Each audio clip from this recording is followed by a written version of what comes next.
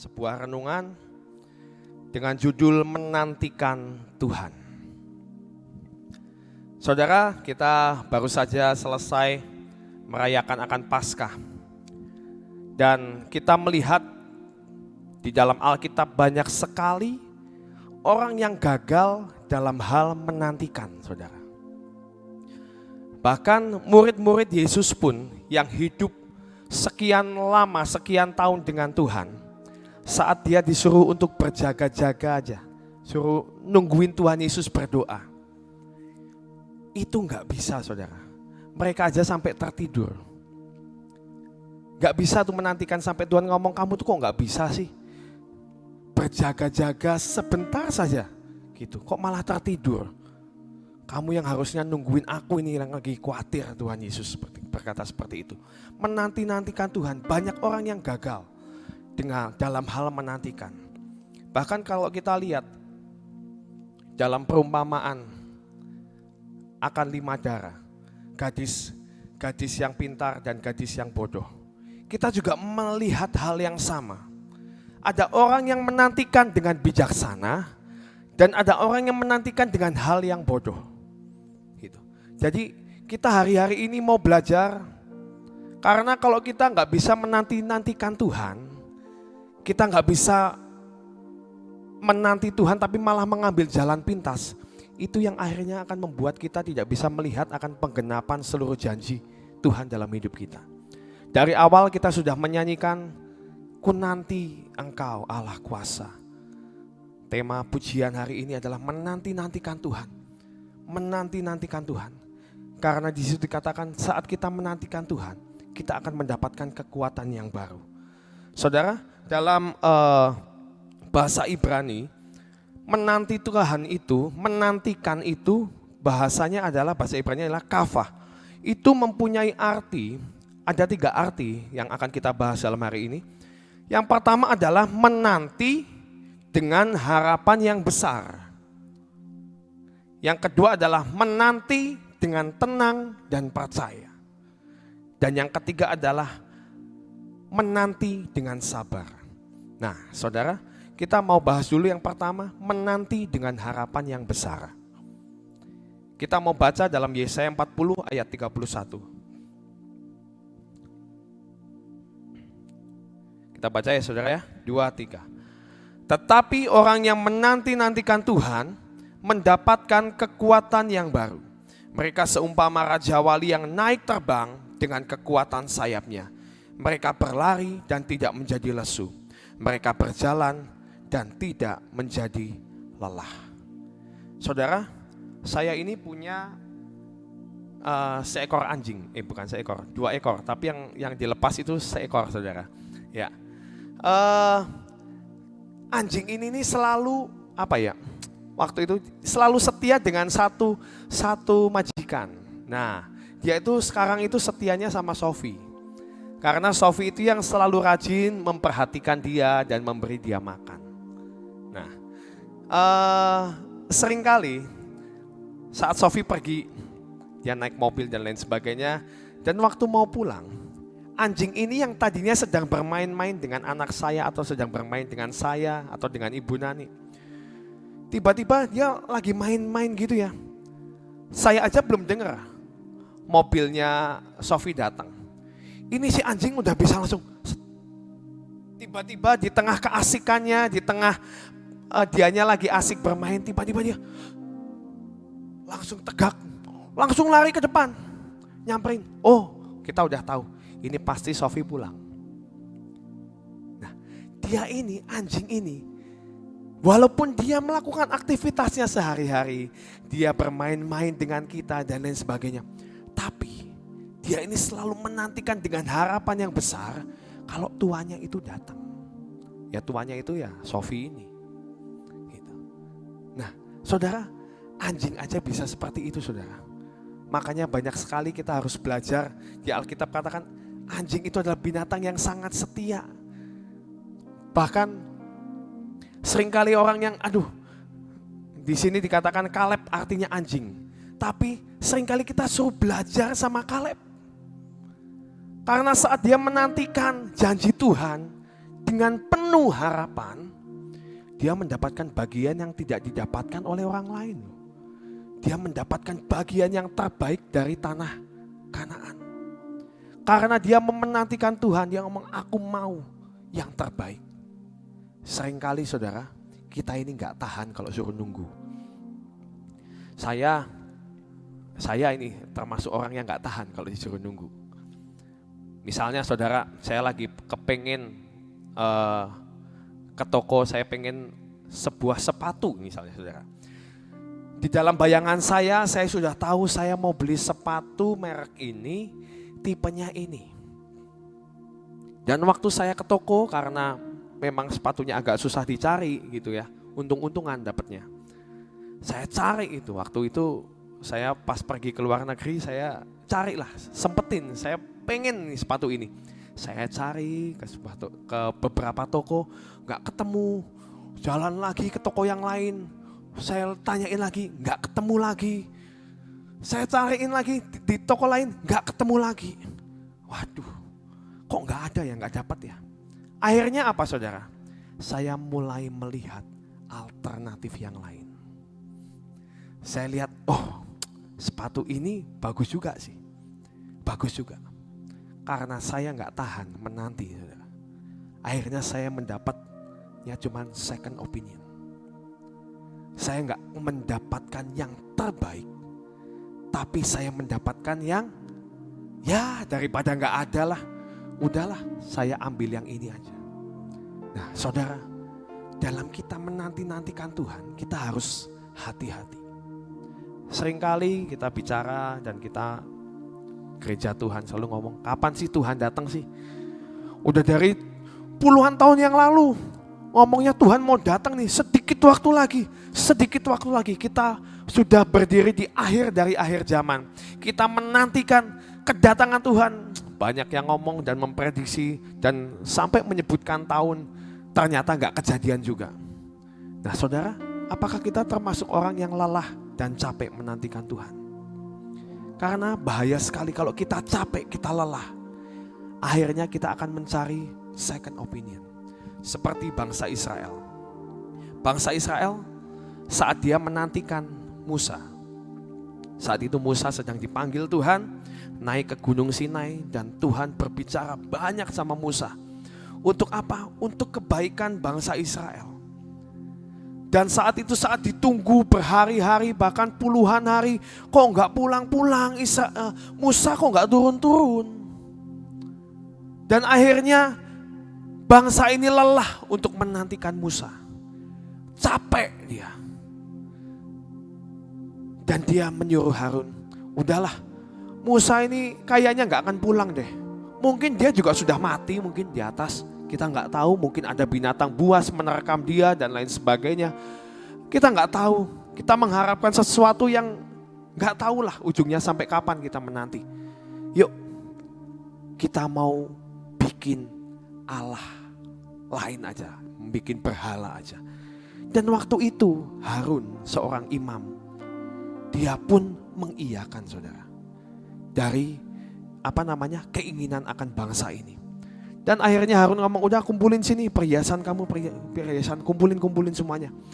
Kita akan bikin yang namanya anak lembu emas untuk disembah. Saudara, ini kegagalan. Sebuah kegagalan dalam menanti-nanti. Jangan sampai tadi saya sudah ceritakan ilustrasi saya. Saya mengharapkan yang terbaik. Dan saya sebenarnya punya uang untuk membeli itu. Tapi saat saya gak sabar untuk menantikan yang terbaik itu, seringkali saudara manusia itu jatuh. Dia akhirnya mengambil yang namanya second opinion. Dan itu bukan yang terbaik. Saudara, hari-hari ini adalah hari-hari yang jahat. Kita benar-benar harus mempunyai dan minta supaya kita ini seperti gadis yang bijaksana. Kita ini boleh mengerti dengan jelas mana kehendak Tuhan dan mana yang bukan. Karena hari-hari ini dunia sedang membuat berhala berhala atau Allah tandingan itu, saudara. Mereka sedang membuat, ini loh penyelamatmu, ini loh Tuhanmu. Tuhan yang kamu harapkan gak datang-datang, gak akan datang gak? Mereka berkata seperti itu. Ini penyelamat yang sebenarnya. Hati-hati saudara. Hari-hari ini banyak keputusan demi keputusan yang harus kita buat. Mari kita terus menanti-nantikan Tuhan, berjaga-jaga. Jangan tertidur, jangan lengah. Seperti anjing saya tadi. Walaupun kita dalam kesibukan kita masing-masing, kita dalam melayani Tuhan sibuk, bagus saudara. Kita bekerja bagus. Jangan kita cuma di rumah dan nungguin, cuma membaca Alkitab tapi gak melakukan apa-apa, itu malah gak jadi berkat saudara. Lakukan kegiatanmu seperti apa yang Tuhan percayakan dalam hidup kita. Kerjakan dengan sepenuh hati, kerjakan dengan sekuat tenaga. Karena Tuhan berjanji akan membuat semua yang kita kerjakan itu berhasil. Tapi jangan sampai semua kesibukan itu membuat kita menjadi lengah dalam kita menantikan Tuhan.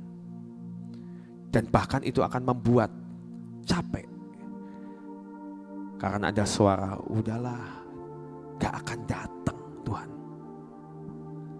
Mungkin ada suara dari dunia yang berkata, ini loh, lebih real, lebih masuk akal, lebih bisa kita terima dengan akal kita.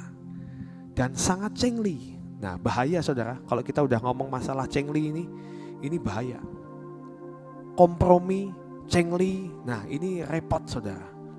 Ini yang akan membuat kita gagal dalam menanti-nantikan Tuhan. Itu yang pertama. Yang kedua, menanti dengan tenang dan percaya. Kita mau baca dalam Yesaya 30 ayat 15. Yesaya 30 ayat 15.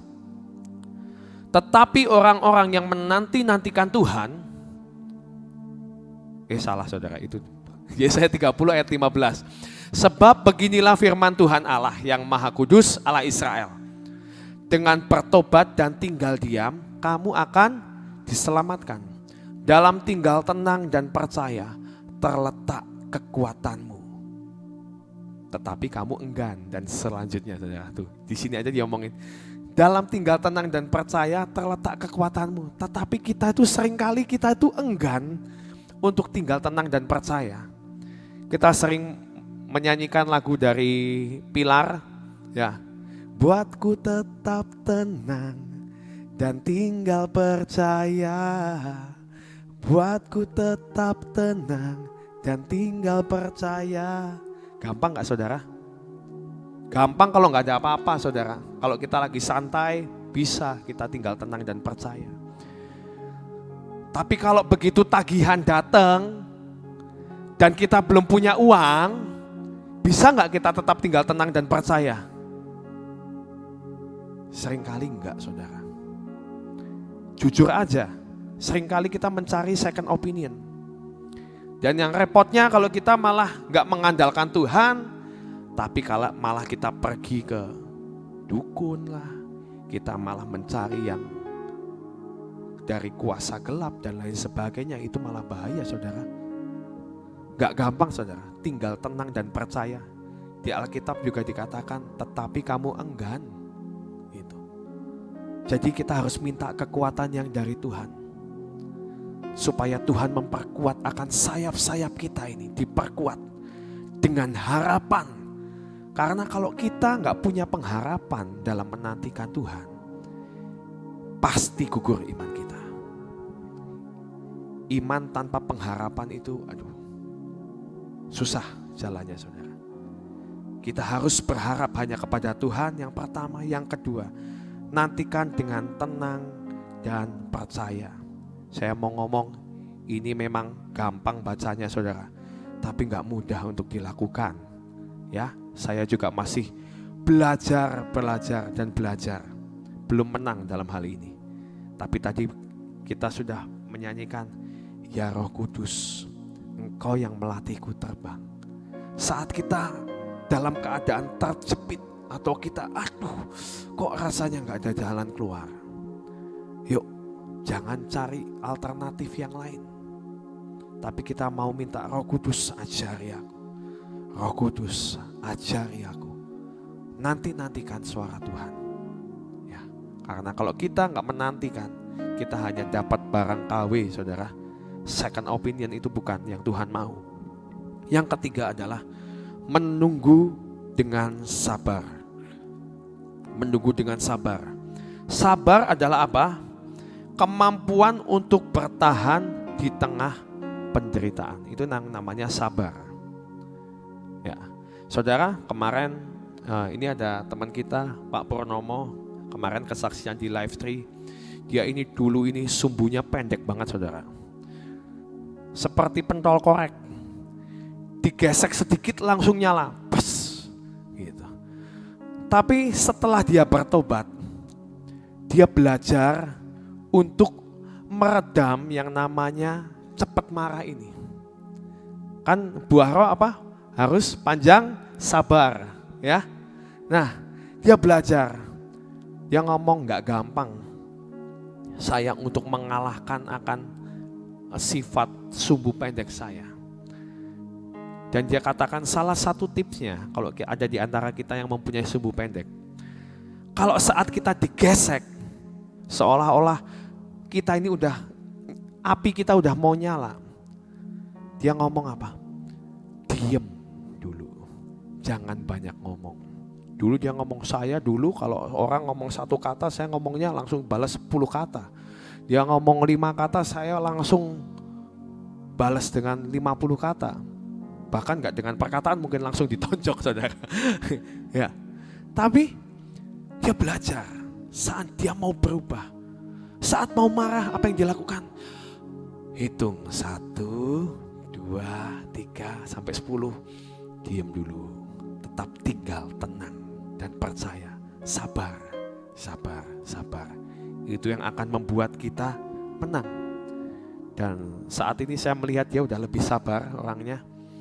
Dan saya lihat dalam keadaan beberapa situasi, walaupun gak semuanya berhasil, tapi banyak kalau lagi gak kuat, diem aja. Itu salah satu tipnya, saudara. Menunggu dengan sabar, saudara. Di dalam Mazmur 25 ayat 5, Daud berkata seperti ini. Bawalah aku berjalan dalam kebenaran-Mu dan ajarlah aku. Sebab Engkaulah Allah yang menyelamatkan aku. Engkau ku nanti-nantikan sepanjang hari. Setiap hari kita harus menanti-nantikan Tuhan.